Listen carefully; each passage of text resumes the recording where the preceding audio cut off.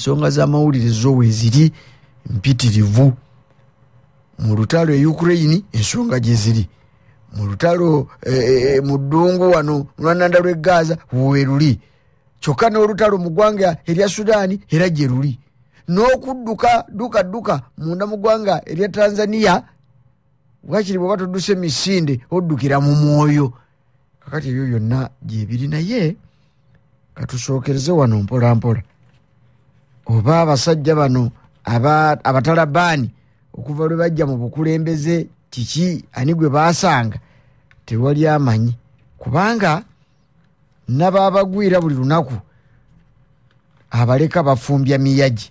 Olwaleero we tujjidde ku mpewo nga waakiri Abafghanistan abali mu 20 n'okusoba be bafudde ekiro ekikeesezza olwaleero. Bano tebakyafa nnyo mundu yadde okuwanikibwa ku kalabba, kale newankubadde ng'obukambwe mu nfuga gye buli.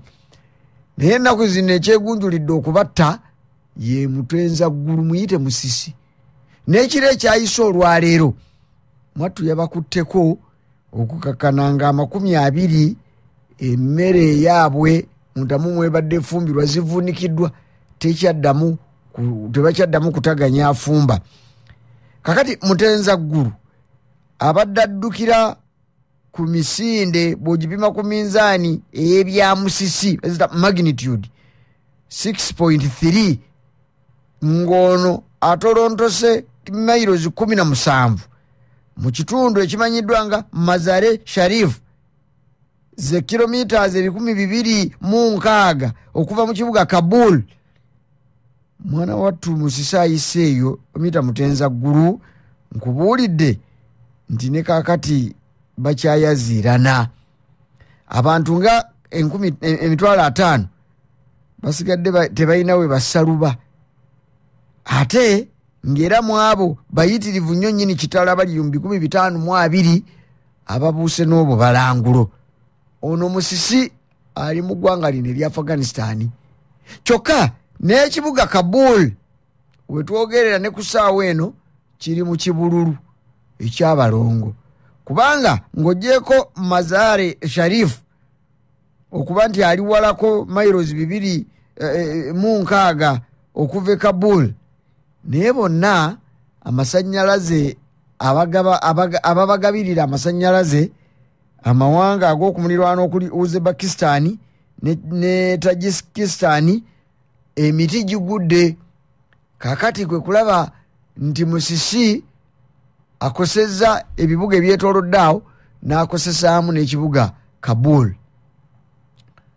Kakati ebbanga terinayita ddene gwe mulunnya mpuliriza nga Musisi afaanana bw'ati ayise yettanna abantu baali bayitirivu okusinga ku bano gye buvuddeko emyezi giringa nga 2-3 emabega.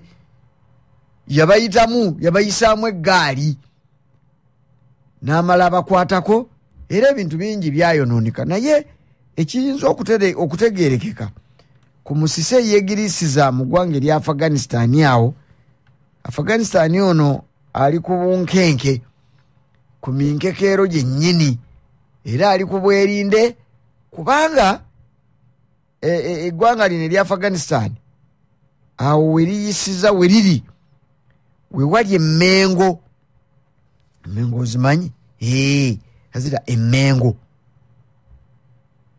bazita tectonic plates, wezisisinkana ezigatta ebitundu ebya India ate ne Europe, bayita Indian and Eurasian tectonic plates, awo wezegattira. Kakati buli bwewabaawo engeri y'amaanyi agajja zino zitamangu, kubanga ennyamfa n'ennyungiro ennyungiro awo weeziri. Kale no kwe kulaba nti buli lwayita abaako baakosezza.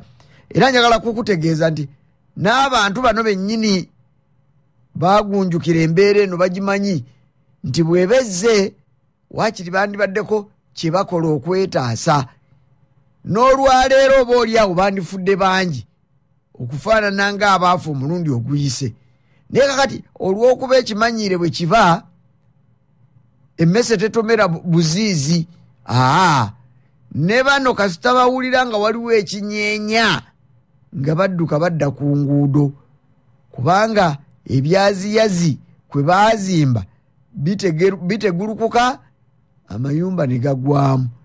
Ekisinga okutta bannansi bano munda mu ggwanga lino erya Afghanistan kwe kubeera nti buli lwe baba bafunye obuzibu bwe buti, ekisinga okubatta ze nnyumba ezibagwira ne zibagwako. Kakati ku mulundi guno amaanyi gano si matono, aga 6.3 magnitude gaba manene, naye olw'okuba bazze balabukirira embeera eno, olwatandise okukankana ne bafubutuka. Naye nkubuulidde nti mu kibuga kino Musisi waayise kyekimu ku ebyo ebibuga ebisinga obunene mu ggwanga lino. Abantu nga 5,000 be bawangaalirawo, naye embeera bazze bagirabuukirira, bamanye ekyokugikolera. Kale nno nga bwe baziirana okumanya ki ekinaddirira mu mbeera eno, naye waakiri abawonye weebali, wadde ne bannaabwe balugendeddemu.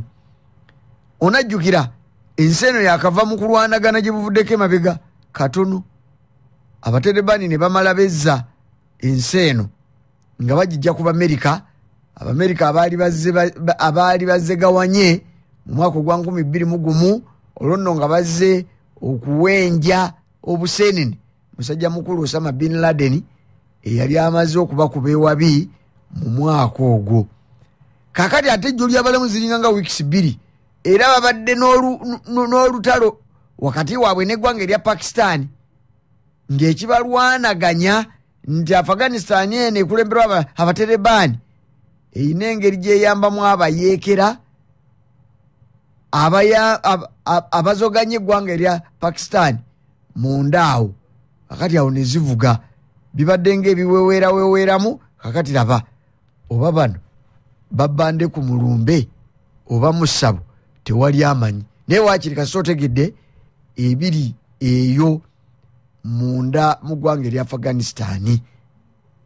Kakati awo tuvuddewo, njagadde bikutegeeza obitegedde. Naye ndaba eggwanga liirino lya Russia ku lunaku luno olwa Mande, amawulire gatuleetedde nti Russia eri mu kwewaana ng'olugunju olw'ettulu, nti mbakuba n'abiri ne nannyini nkoko mbadde mutwalirako. Olaba ntutesse eggwanga nga ndi waliiso limu, mulinde lwe galimera abiri. Russia yeri mu kwewaana, kubanga wetwogerera bino omulungi ampuliriza, Ministry ya Defense munda mu ggwanga lino erya Russia emaze okukakasa nga bwe beddiza ekimu ku bibuga ebinene munda mu ggwanga erya Ukraine. Kakati nga tekitutte kyokka, wabula n'obubugabuga obutonotono awo obwetoolodde ekibuga lite bendo erya Provoski. Batugambye nti abasajja ba Russia ekitundu kino bamaze okukyeddiza, era ng'emmundu evuga butawummula. N'ekigendererwa ekyokwongera okunyigiriza eggwanga lino erya Ukraine okulaba nga balisuuza wakati mu nteeseganya ez'okuwummuza mu mmundu ezikyakonkomadde, ezikyaganye newankubadde nga waliwo abandizaagadde, naye zitomerwa ebizibu ne zimaliriza nga tezituuse. Onajjukira nti musajja mukulu Donald Trump ensangi zino zonna abadde bize wakati mu kulemererwa okusalawo ekituufu ky'alina okukola. Bw'agira n'ayogera n'abazungu n'abategeeza nga bw'alina omwoyo gwa Buganda ogutafa ogwandyagadde, alabe ng'olutalo luno lukomekkerezebwa wakati wa Ukraine n'eggwanga erya Russia. Kyokka ate bw'aba tanaawuliza ku musajja mukulu Putin ow'eggwanga erya Russia, ate amaliriza ebigambo byabiridde. Kakati ennaku ezo babadde balina okusisinkana n'omukulembeze w'eggwanga lino erya Russia, naye baalemereddwa. Oluvannyuma n'amukaliga kuyita okukoliga, n'amuteekako envumbo ku makampuni agasinga obunene munda mu ggwanga lino erya Russia, ng'era ge gakulemberamu mu by'okusima n'okutunda amafuta mu nsi eyo eya Russia. Era n'asazamu n'enteekateeka nakati wano abizzeemu bw'abuulidde ensi nti tagenda kuwa byakulwanyisa binene omuli ne Tomahawk eyo mizayiro lubomba eyandiyambyeko Ukraine so nga yali agibasuubiza nti yandibayambye okulaba bwe bongera okuggwera mu ggwanga erya Russia ne balikuba ne balyogoloza. Kakati ebyo byonna bwe bijjidde laba Russia yeeyongera kuyingira munda era nga mu bimu ebyonoonese mulimu enguudo z'eggaali y'omukka ezo balese bazoonoonye mu bendobendo erya Provoski. Kakati enjega naye eri eyo kyokka onojjukira nti ekibuga kino oba ekitundu kino era kyekikwatira ddala ku bendobendo ery'e Donetsk eno y'emu ku bibuga oba ku bitundu ebinene okuli ne bano ebitundu nga Zaporizhzhia, Mariupol, Kherson, ebitundu nga Odessa, eggwanga lino erya Russia bye baamala edda okweddiza. Kakati kino bakitutte mu Luganda okusinziira nga bwe boogedde, wabula ab'e Ukraine bagambye mbu byappa, naye abatunuuliza basingwa amaanyi okulengera ewala bagambye nti lwakwekaza Ukraine ekimanyi nti bamulimu. Kakati mu kumubaamu akyaga nti wa tekisoboka n'akamu n'akatono, tayinza kubanga atututte weetuli, kubanga nabo era ekiro ekikeeseza olwaleero Russia nabo yasuze ebaasimula bugolo, kubanga munda mu ggwanga erya Russia Ukraine esobodde okweyambisa drones era neekuba amaterekero n'amabibiro ag'amafuta munda mu ggwanga eryo. Wetwogerera kaakano embeera yatakulekera naawe tomulekera ennyanja ekuttoomira. Naye nga bwe tudda munda mu ggwanga erya Ukraine olwaleero singa ekitundu kino ekya Provoski kiba kitwaliddwa, olwo nno pasente gye yeeyongedde nnyo nnyini kitalo. Emabegakaawo mbadde nkugamba nti ababyogera era ababirengera balowooza nti ettaka lya Ukraine Russia lye yakeddiza liri eyo mu bitundu nga 22 wakati awo n'27. Kakati bwegattako ne kino kyebadde tennatwala nakyo nekigatta ku bendobendo erya Provoski, ensonga z'abasajja bano abali mu kweri omuguju mu lutalo oba mu ntalo ezigenda mu maaso ggwanga erya Russia. Kakati nkubuulidde nti ne Ukraine eno nayo si mmere matooke kulya.